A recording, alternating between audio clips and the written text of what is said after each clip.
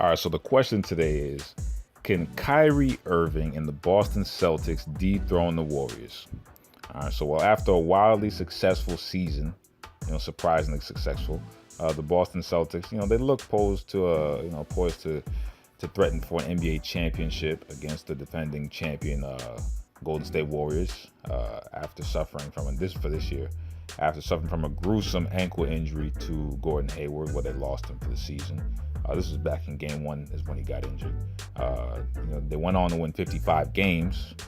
Kyrie only played 60 regular season games, but he was an MVP candidate for him while he was playing.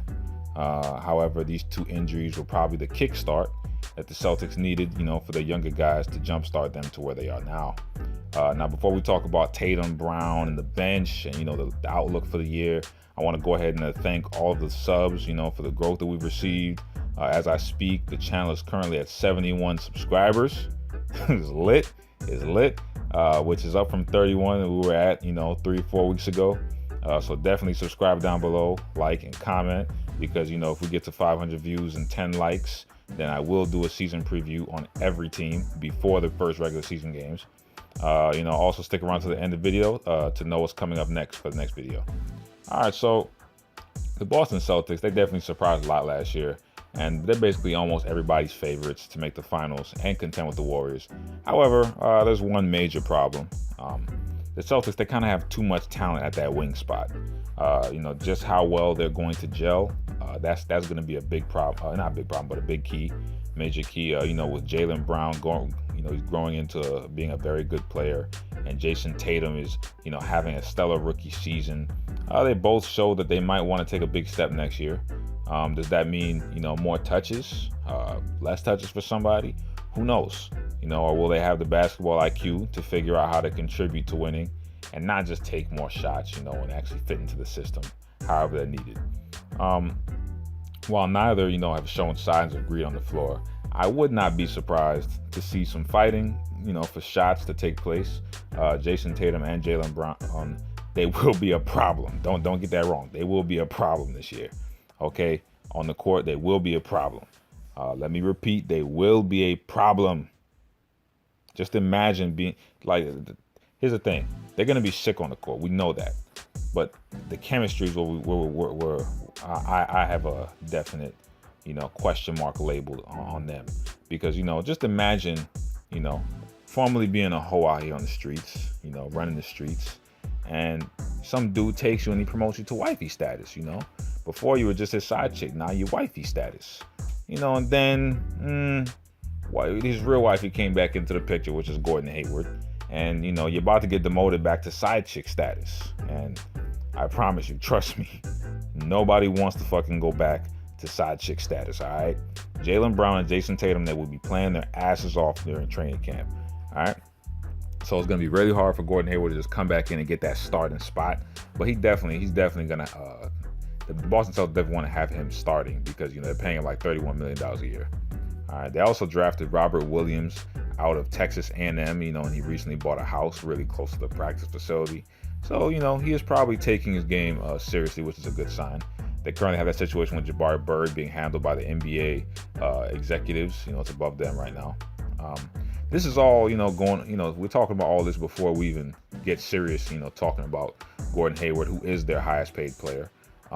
He's definitely going to be looking to show that he is still the man at that wing spot.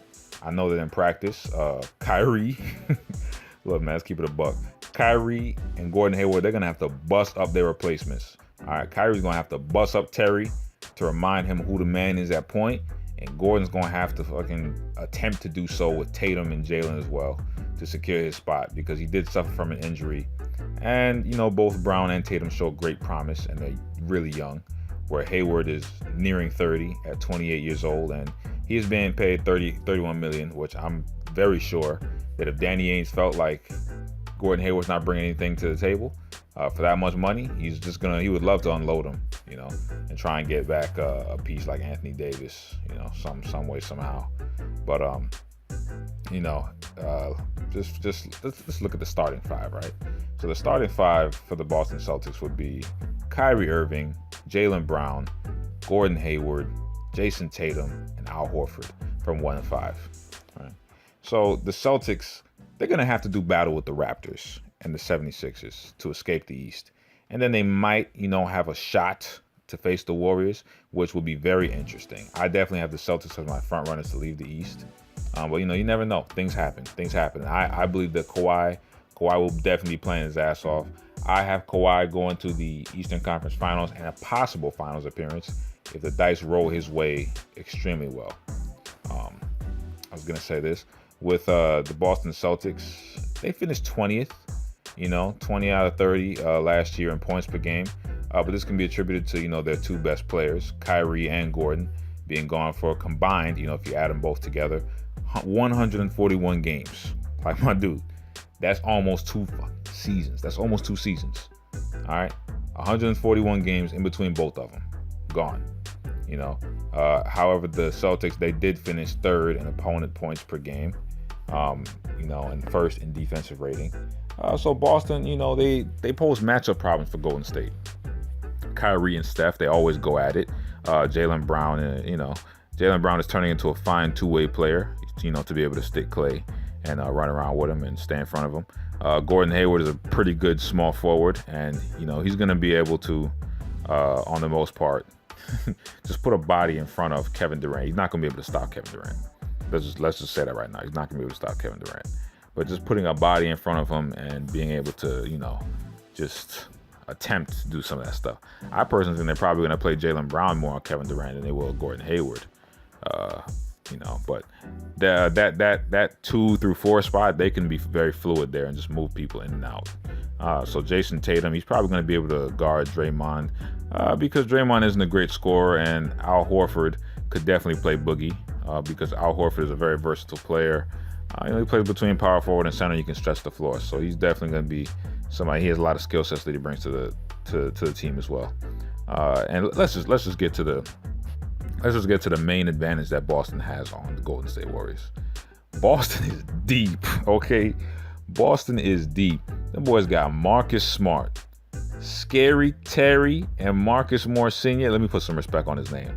I said senior, because he recently became a father, apparently. So Marcus Morris Sr., let's just say this. Marcus Smart is a dog, all right? Marcus Smart is a dog. That's somebody you want to have in the foxhole with you, all right? Scary Terry is a dog. Just recently this summer, he came out and said, all the drills don't make you a dog when it's wartime. Marcus Morris is a dog. You saw what he was doing with Tristan Thompson, getting in his head. The Celtics are hungry. And the Celtics, they will definitely give Golden State a problem if they can get to the finals, especially with the guidance of coaching whiz Brad Stevens. Brad Stevens is a coaching whiz, man, coaching maestro. All right, no dick riding, but no, in all seriousness, Duke can coach, man. This Boston team is a team full of heart, They won quite a bit of comeback games last year. It was comeback game after comeback after comeback, and let's just keep it a buck. Golden State, this looks like this might be the last ride for them because, at times last year, they did look disinterested. And there might be blood in the water, and Boston is probably smelling it right now, and they're thinking, why can't our time be now? And you know what? Why can't it? Just because they're young, why can't it be now? All right, so thank you for making it to the end of the video, and as promised, my next season preview will be for the Philadelphia 76ers, and that will be coming out on Thursday. So definitely comment any topics that you want to see covered, and I'll try my best to get to them. I recently downloaded the Hardwood Amino app and have been having fun debating and and chatting hoops. Shout out to them. Shout out to them boys for helping me improve on this video for the formatting. Definitely add me on Steam. I offer up free whippings in NBA 2K19. I made somebody quit the other day. I was playing with the Mavericks and they were playing with the Celtics. I made them quit. It was like 22-12 in the first quarter. Boys were trash. Them boys were trash. But don't act like you don't see us. We're growing. Don't act like you don't see us. And as always, if you're mad, stay mad. God bless.